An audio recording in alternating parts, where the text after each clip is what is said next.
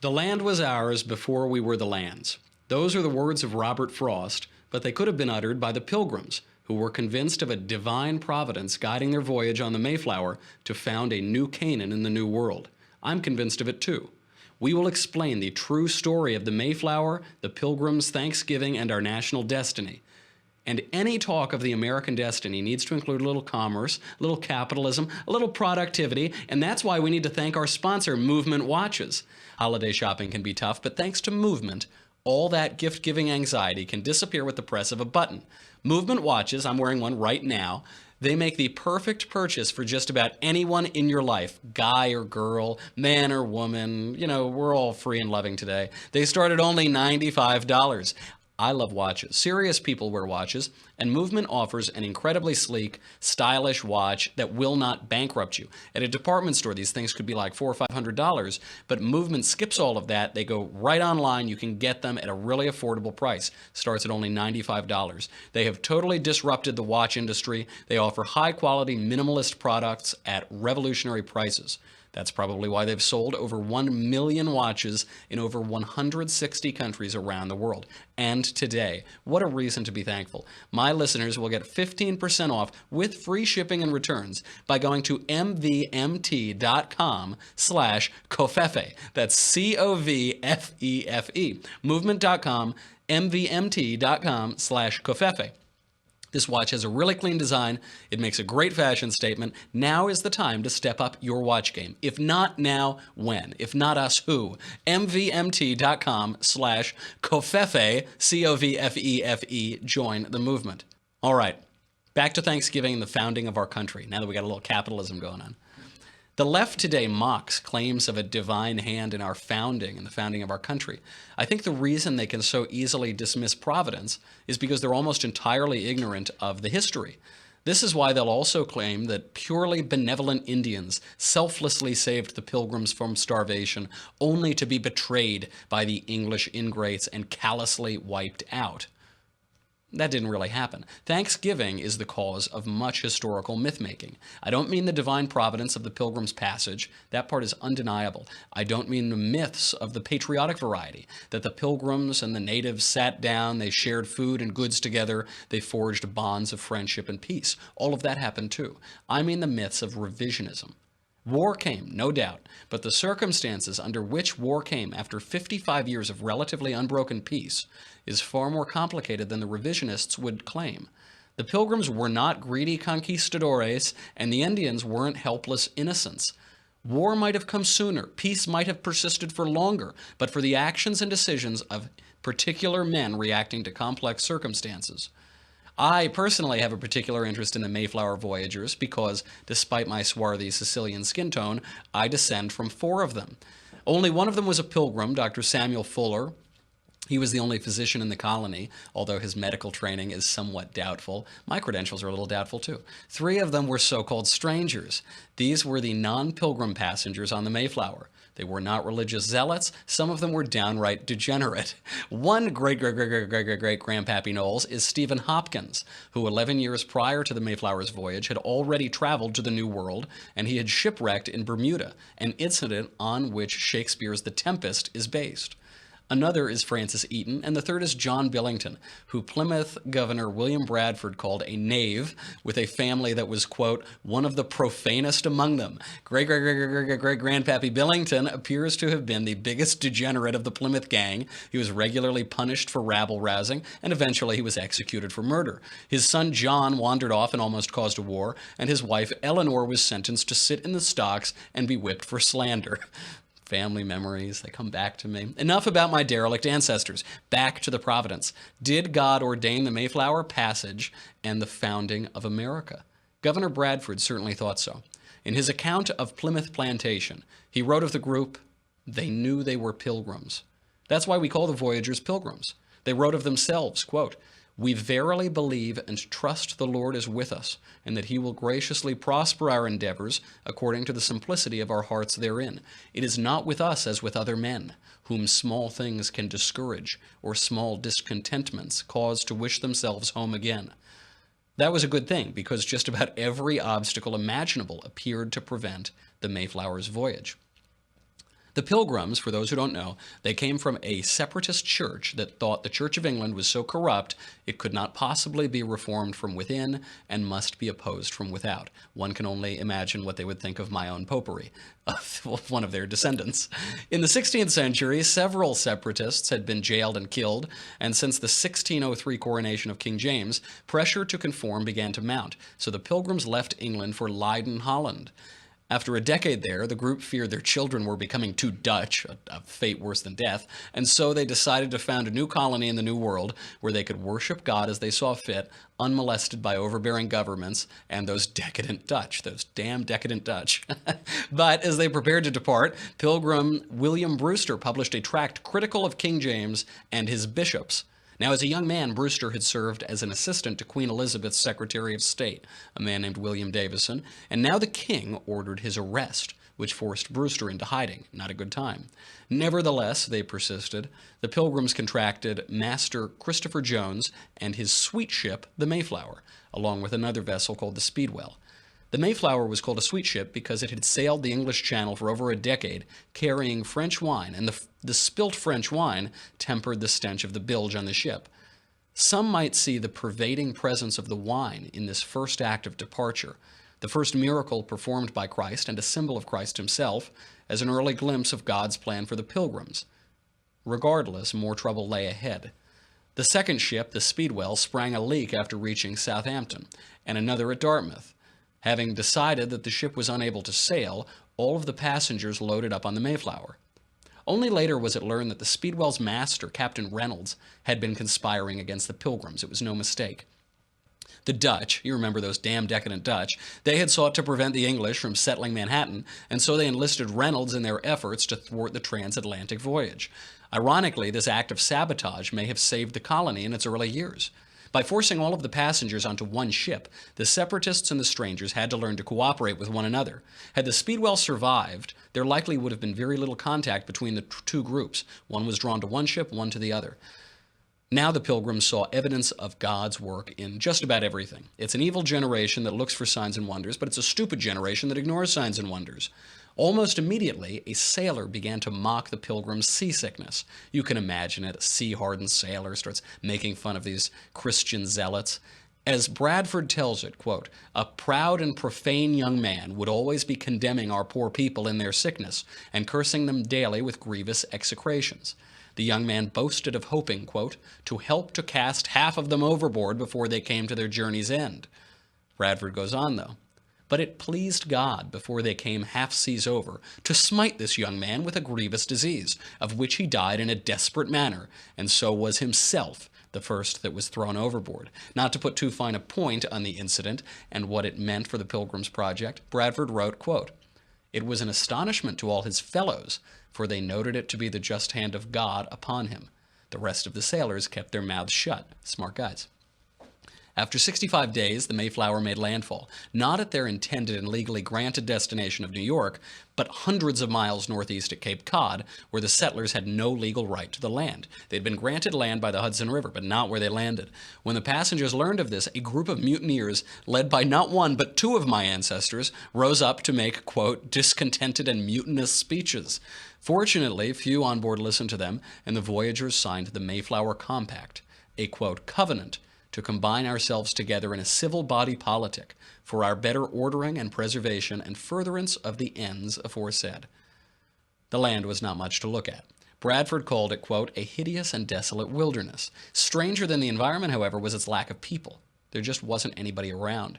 It was unpeopled because between 1616 and 1619, Bubonic Plague, or some similar disease, was introduced by European fishermen in modern Maine. It killed an estimated 90% of the inhabitants of New England. The disease prompted an outbreak of war among various tribes vying for power in the chaos. People died so quickly, no one remained to bury the dead, which left the Pilgrims to wonder at the whitened bones lying in cleared fields. The Indians already had some familiarity with Europeans. In 1614, Captain John Smith of Pocahontas fame, that one, the cartoon guy, he led a voyage around the region during which his commander Thomas Hunt captured and enslaved a group of natives. This led the Indians to slaughter all but 3 or 4 of a later group of French travelers who shipwrecked on Cape Cod the next year in 1615. The men who were spared ended up being tortured and enslaved. But one of them promised an Indian, in the Indian's own language, that God was angry with them for their wickedness and would destroy them and give their country to another people. This was a prophecy doubtless fulfilled and another evidence of the Almighty's plan for the Pilgrims. By Provincetown Harbor, where the Pilgrims first landed, they found a gigantic bushel of corn. They just found it sitting there. This huge, they were starving, they were worried about their ability to feed themselves, and there was just a huge sack of corn, so much that two men could not carry all of it, and they debated whether or not to take it, but they feared starvation, so they decided to grab the corn and compensate the bushel's owner later on because, as you know, it's easier to ask forgiveness than permission. The Pilgrims did, however, refuse to loot what appeared to be Indian burial places, despite finding bows and arrows there. Certainly they would have been useful to the Pilgrims, but they said, quote, "It would be odious unto them to ransack their sepulchres." Within a short spell, at least 30 Indians descended on the Pilgrims screaming war cries and flinging arrows. Miraculously, not a single Mayflower passenger left the encounter with a scratch. They realized their new neighbors were not exactly well disposed toward them, so Bradford set out to look for a better settlement option. After a month, he discovered Plymouth Bay, where the situation was even stranger. There were whole fields perfectly cleared for agriculture, but there were no people to cultivate them. Bradford saw in this a clear sign from the Lord, a place that they apparently randomly found, perfectly cleared and ready for them to plant. He returned to the Mayflower to share his discovery. He was so thankful to God, but upon returning, tragedy struck. Bradford learned that Dorothy May, his wife of 7 years and mother of his 3-year-old son, had slipped over the side of the Mayflower and drowned. You might be thinking, it's difficult to slip over the side of an anchored boat. And you would be right. While historian Cotton Mather called the death an accident, many believe it to have been a suicide. The temptation to despair was strong. Dorothy May hadn't seen her son in 4 months, a 7-year-old child on the ship had just died, and 2 more children were ill to the point of death. On top of all of that, and on top of the typically cold New England weather, a little ice age had descended on the region. Until Bradford's return 5 days after his wife's death, the Mayflower passengers had little reason to expect their lot would improve. Bradford himself then fell ill as the Voyagers settled into Plymouth. He requested some beer from the Mayflower to aid in his recovery. The sailors, fearful that their booze supply would run out before they made it back to England, well, the water at that time was virtually undrinkable, so they needed to drink beer on the way, they responded that if Bradford were their own father, he should have none. Quote, "Remember what happened to the last sailor who gave Pilgrim's lip? You might remember. In a replay of that incident, they all started to get sick and die. The coincidence even prompted one young officer on the ship to a deathbed conversion. Master Jones, too, had a change of heart, and he gave the Pilgrims their beer." Smart guy. During February and March of that horrible winter, 2 or 3 colonists died per day. 2 or 3 per day. By spring, a majority of the settlers who had originally arrived at Provincetown, 52 out of 102, were dead. Here's where things start to get really, really strange. As if they weren't strange enough already, here's where it gets to Occam's razor. On March 16th, just 2 or 3 months after settling in at Plymouth, a lone Indian walked boldly out of the woods toward the Pilgrims. They grabbed their muskets, stood on guard. None of that deterred the Indian. He saluted his new neighbors and said 2 words, "Welcome, Englishmen." He was tall, he had long hair, no beard, he was naked as the day he was born. Interestingly, for the racial politics revisionists, the Pilgrims made no mention in their records of his race, of the color of his skin. The man's name was Samoset. He was a sachem visiting from Maine, where he'd learned some English from fishermen, and he just happened to be visiting in precisely the area at precisely the time the English had accidentally landed after they missed New York but didn't know to sail up to the next nicest harbor in Massachusetts Bay. Just right there, right exactly where they were, apparently by accident. If that weren't coincidental enough, in the following days, Samoset returned with another Indian who spoke virtually perfect English. He chatted with the Pilgrims about his favorite areas of Spain and his favorite neighborhoods in London. That man's name was Squanto. Years earlier, Squanto had been abducted by Thomas Hunt, sold into slavery in Spain, escaped or was possibly rescued by monks, made his way to England somehow, hopped a boat to Newfoundland, and walked all the way down to Plymouth, where the Pokanoket Indian chief Massasoit enslaved him. The Pokanoket Indian chief right near where the Pilgrims landed, right at the mark that they happened to land. The Pilgrims, after landing 300 miles off their mark, stumbled on perhaps the only person in the Western Hemisphere with a command of the English language. This is the Occam's razor part. Occam's razor says, among competing hypotheses, the one with the fewest assumptions should be selected. So either endless, unique, and impossibly improbable events just happened to occur, or God sent Squanto to help the Pilgrims. I know which one I think. Squanto, unsurprisingly, became the liaison between the Pilgrims and their new neighbors, the Poconokeets. William Brewster, ever the diplomat, orchestrated a diplomatic reception of the Poconoket sachem Massasoit, replete with pillows and carpets and trumpets and drums. Within only a few years, Squanto had gone from a slave to the single most powerful person in the region, as only he could communicate between the English and the Indians, and he used his newfound power to his advantage. Squanto was a true friend of the Indians. He helped them plant corn. He was indispensable. Governor Bradford loved him like a family member. He also played the situation to get an upper hand on Massasoit and the Poconokeets. There is a bit of strange symbolism in the name Squanto itself. Squanto was named after the Indian spirit of night and darkness and cold wind, a spirit the Pilgrims identified with the devil. There was another indispensable Indian to the Pilgrims, a man by the name of Hobbamock, was also named after this spirit. Nathaniel Philbrick, in his excellent story, the Mayflower, in his excellent book, he puts it well. A group of people so singularly devoted to serving God that they sailed halfway around the world to do it became entirely dependent on two Indians named Satan. The surrounding Indian tribes, in turn, became jealous of the Poconoket Indian alliance, as it greatly strengthened Massasoit's position in the region. The Mattapoisett chief, Corbitant, tried to break the alliance by capturing poor little Squanto. He even held a knife to the poor man's neck. But while the Pilgrims were generally peaceful, it is nevertheless and always remains a bad idea to mess with fire and brimstone zealots who know they have God on their side. Governor Bradford ordered Plymouth's military commander Miles Standish to go after Corbitant with guns blazing. Standish was already chomping at the bit to do it, and wouldn't you know, all of this had the effect of making all the petty sachems much friendlier toward the English. Funny how demonstrations of strength work. This brings us to the first Thanksgiving. We wouldn't forget about Thanksgiving. It occurred around Michaelmas, which is in late September, early October. Contrary to popular revisionism, it actually did resemble not only our 20th century ideas of Thanksgiving, but even the dinners that we have today. It actually was fairly similar. There was a lot of corn, squash, beans, barley, peas. They did eat turkey. They ate ducks and geese. They possibly also ate striped bass and bluefish and cod. Massasoit and his Indian pals showed up with around 100 people, more than twice the English population of the colony, but he knew his manners and he didn't show up empty-handed. He brought 5 freshly killed deer. The entire meal was cooked by the 4 adult women who survived that awful first winter, half of whom lead the genetic line all the way down to little old me. This festival, however, was not religious in the way that we would consider Thanksgiving. They didn't even call it Thanksgiving. The real Thanksgiving didn't happen until 2 years later, in 1623, when Governor Bradford officially declared a day of Thanksgiving.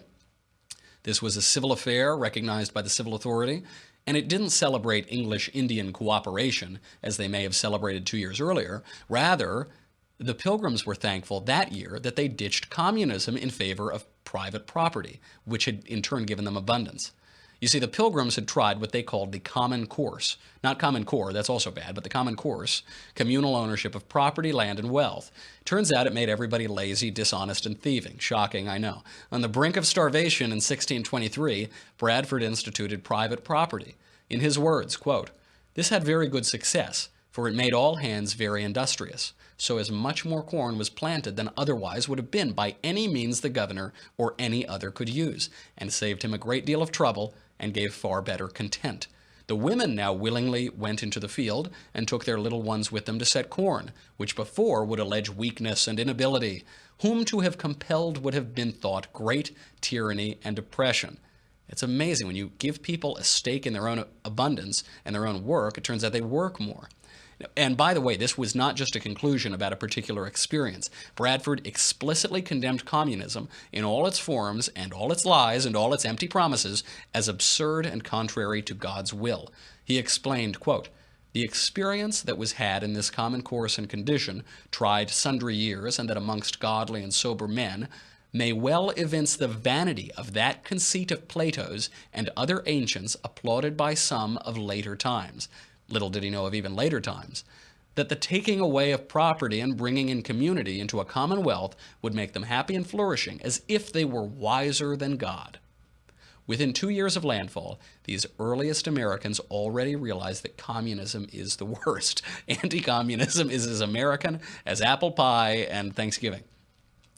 While most local Indian tribes played nice, the Narragansetts refused to abide the Pokanoket English alliance, and they threatened war by sending arrowheads wrapped in snakeskin to the Pilgrims in Squanto. Well, they're not going to take that, so the Pilgrims sent bullets and gunpowder wrapped in snakeskin right back.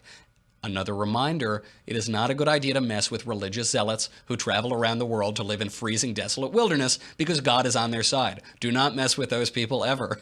Now, like any sane society, to protect against threats from without, the Pilgrims built a big, beautiful wall around their settlement.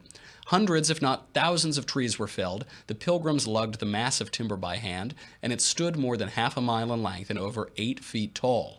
The wall's construction was met by shrieking protests and stupid pink hats. I'm just kidding. That wouldn't happen in America for almost 400 more years. Indian relations continued relatively well, very often with the Pilgrims playing peacemakers and intervening on behalf of their Indian friends with other tribes. When Massasoit demanded Squanto's head after an attempted coup, the Pilgrims begged for his life. Massasoit agreed, though likely he later poisoned him anyway. On his deathbed, Squanto asked Bradford to pray for him that he might go to the Englishman's God. Bradford called Squanto, quote, a special instrument sent of God for their good beyond their expectation. It's impossible to argue with that. He clearly was. The Pilgrims at Bradford's command later saved Massasoit's life by rushing to his deathbed, cleaning his sores, cooking him food, administering what little medicine they had, doing anything they could, no matter how degrading, no matter how ethereal for Massasoit. To thank them, Massasoit told the English of the Massachusetts' unprovoked plan to attack the colony. The Massachusetts were going to strike. But this put Bradford in a difficult position. The Pilgrims didn't want to attack the Massachusetts without provocation. But if they waited for the Massachusetts to strike, they were doomed.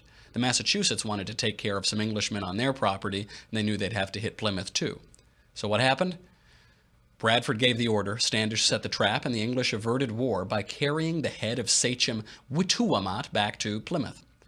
Now, it's funny to think of those Bush-era activists who skreeked about how awful and unprecedented preemptive war was for America. Literally, the first major military assault waged by our country was preemptive. Not only that, it worked.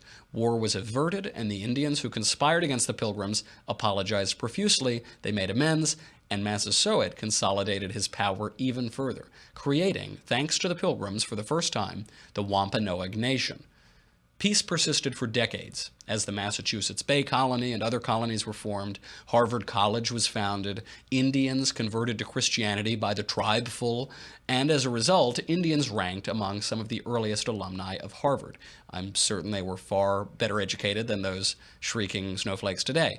Missionary John Eliot translated the entire Bible into a phonetic version of the Massachusetts language, since the Massachusetts hadn't developed their own written language, both the Old and the New Testament. As happened 1,600 years prior in Europe, the advent of Christianity threatened the political power of sachems because Christ's conquest of death on the cross removed political leaders' only claim to authority, and this led to jealousy now among other Indian tribes. Peace endured virtually unbroken for 55 years. It only broke when Massasoit's own son, Philip, wrongly blamed the English for the death of his brother, who more likely died of appendicitis or some other natural ailment. Philip vowed revenge. He began selling off land to raise funds for war, and he thereby exacerbated the need for war.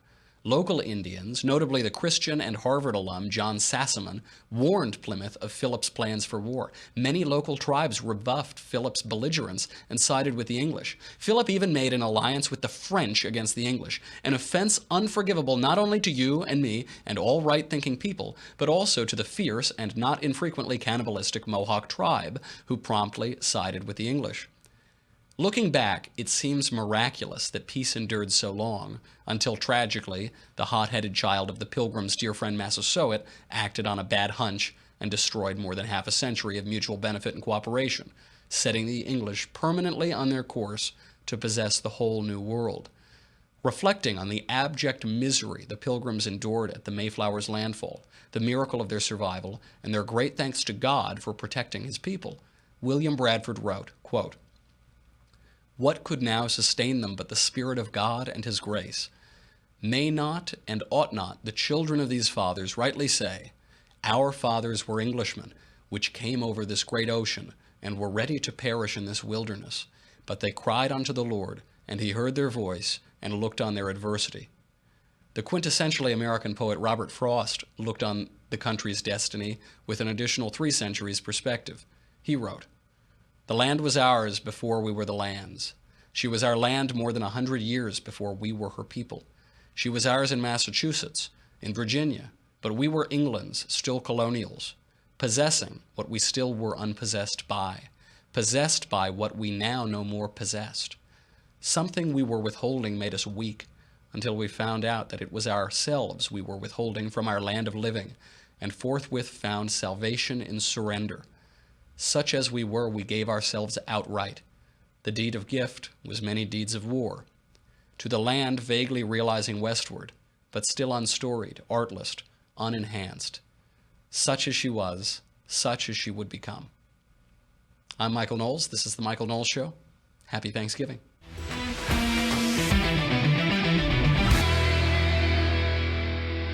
The Michael Knowles Show is produced by Marshall Benson. Executive producer, Jeremy Boring. Senior producer, Jonathan Hay. Supervising producer, Mathis Glover. Our technical producer is Austin Stevens. Edited by Alex Zingaro. Audio is mixed by Mike Coromina. Hair and makeup is by Jesua Olvera. The Michael Knowles Show is a Daily Wire Forward Publishing production. Copyright Forward Publishing 2017.